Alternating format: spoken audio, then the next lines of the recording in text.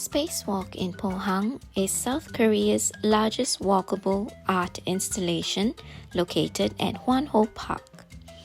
I'm going to share the 10 most important things you need to know before visiting this tourist hotspot. Parking is either limited or street side. You gotta be ready to walk. There is an uphill climb to Hwanho Park. Do wear comfortable shoes.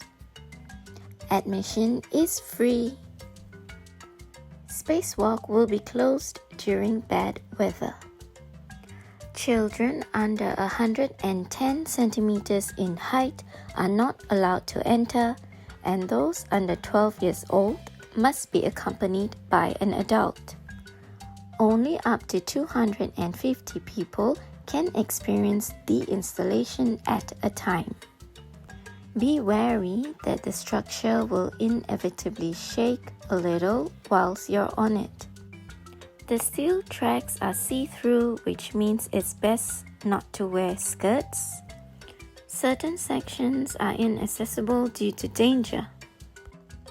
I obviously saved the best for last, and that's the Spacewalk Heart Zone.